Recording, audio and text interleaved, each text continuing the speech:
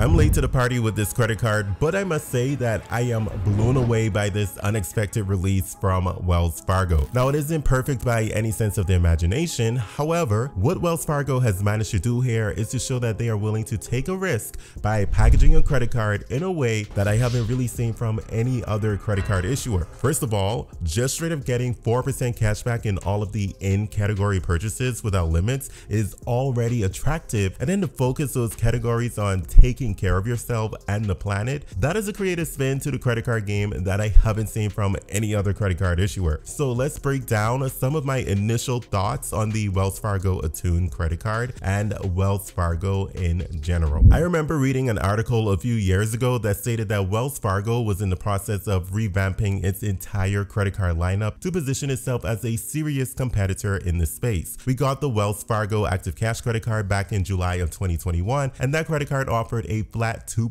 cashback rate on all eligible purchases and came with a competitive welcome offer. Right now, at the time of the recording of this video, that welcome offer is at $200 after spending $500 within the first 3 months of account opening. Then we got the Wells Fargo Reflect in October of 2021, and let's face it, that card isn't very exciting, but it competes with cards like the Chase Late Edge, since it's really just a balance transfer credit card that does not come with a monetary or points-based welcome offer, but offers a 0% APR on purchases and qualifying balance transfers on up to 21 months from account opening. Just be sure to read the information on that one. Up next was the Autograph card, the no annual fee version, which was launched in July of 2021 and was very well received in the credit card community because this was the first sign that Wells Fargo may be preparing to reveal transfer partners, since this was a points-based credit card and initially came with a welcome offer of 30,000 bonus points after spending $1,500. And this has since been reduced down to 20,000 bonus points after spending $1,000 within the first 3 months of account opening. And that's because almost 2 years later, we received the next new credit card entry from Wells Fargo, and that's none other than the Autograph Journey, which was released back in March of this year. Honestly, Wells Fargo kind of messed up a good opportunity with this one. We had expected this card from sometime during the last quarter of 2023, but it kept getting pushed back and delayed, and then the credit card community was willing to be forgiving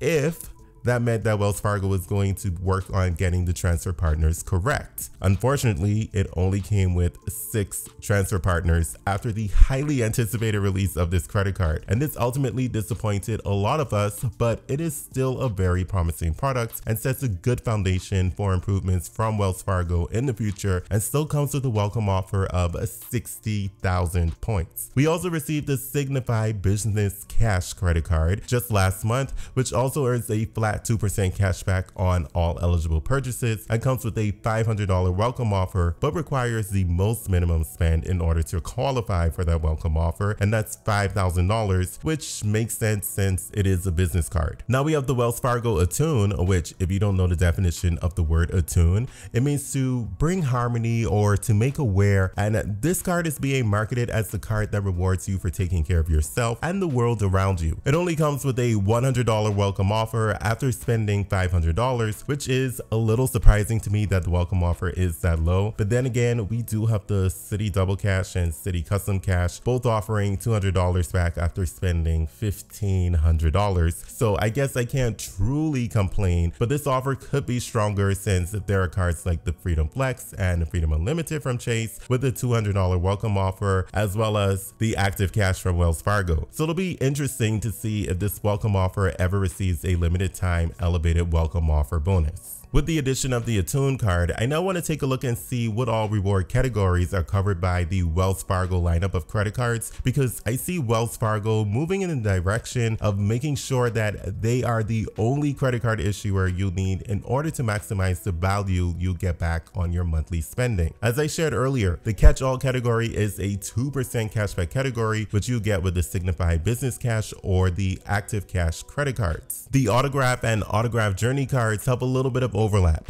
They both get you 3x points at restaurants and on travel purchases, the exception here being that the Autograph Journey earns 5x points at hotels and 4x points at airlines, while the no annual fee Autograph card simply earns 3x on those purchases, in addition to both cards earning 3x points in the following additional travel categories: timeshares, auto rentals, cruise lines, travel agencies, discount travel sites, and campgrounds. In addition, the no annual fee Autograph card also gets you 3x points at gas stations and EV charging stations, transit, streaming services, and phone plans. And then we have the Attune card, which seems to want to give you 4% cashback in those categories that usually get assigned to the catch-all category. You get 4% cashback in the self-care category, which includes beauty and barbershops, gym memberships and fitness studios, health and beauty spas, and massage parlors. Some people argue that gym memberships don't cost that much money. Well, it really depends on the gym you're going to. If you go to somewhere like CrossFit, you're going to spend somewhere over $100 per month easily, at least within my area. And then there have been some luxury-oriented gyms that push closer to $200 per month on average. I'd never spend that amount of money to use the same equipment that I can find at my local gym that costs me $20 per month. Anyway, there's also the sports, recreation, and entertainment categories, which include a wide variety of subcategories such as create and collect,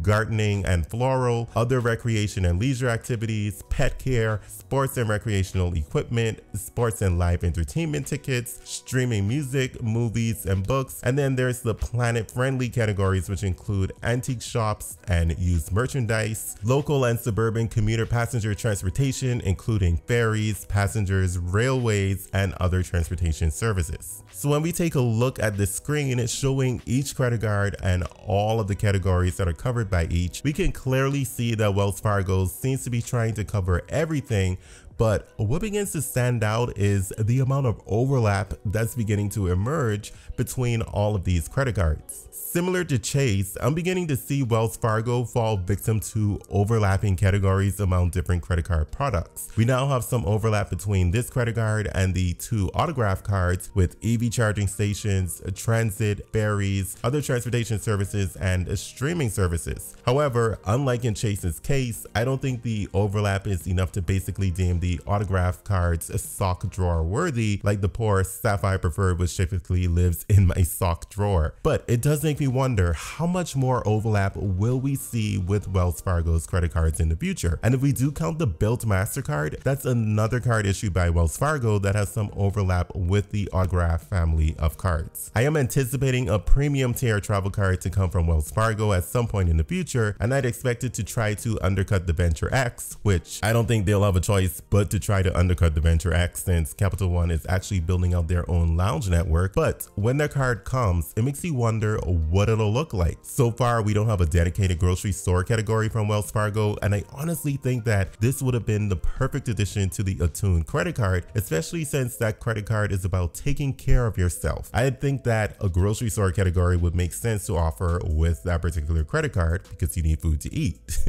But getting back to the premium travel Wells Fargo card, I'm not sure which direction they'll take it, since we already have two catch-all 2% cashback offerings from Wells Fargo with the Active Cash and the Signify Business Cash. Maybe it'll overlap with the Autograph Journey and offer 10x at hotels and 9x at airlines. I just hope that Wells Fargo will play their next move strategically. I think that the Wells Fargo Attune literally fills that space that most credit cards won't fill. The only time I'm able to get a multiplier at the gym is for 1 quarter out of the year on my rotating rewards calendar credit cards, and honestly, I never go through the hassle of actually changing my credit card for those 3 months because it's just not worth it to me for my cheap gym membership. But having a credit card that has a dedicated category could be very good, especially for those who are spending $100 or more at the gym every single month. And if they're spending that much at the gym, you better believe a good amount of that demographic is also spending some decent money at the hair salon or visiting spas throughout the year. I also think that sports, recreation, and entertainment category is a pretty strong win for this particular credit card. With that said, I don't think that is worth a Chase 524 slot if you only have 1 or 2 slots available. However, if you're nearly completed with building out your Chase trifecta and you still have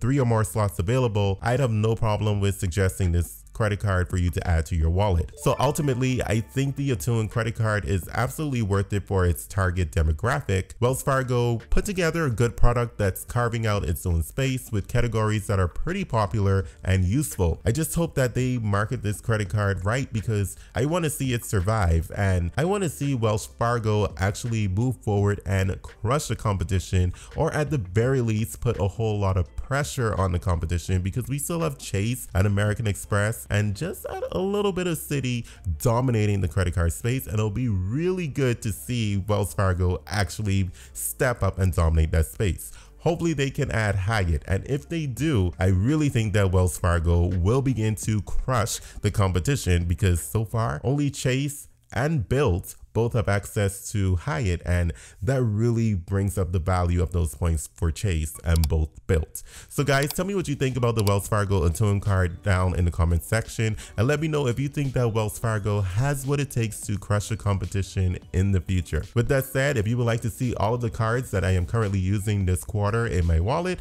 then check out this What's in My Wallet video. But thank you for watching to the end. Come on over and get your high five.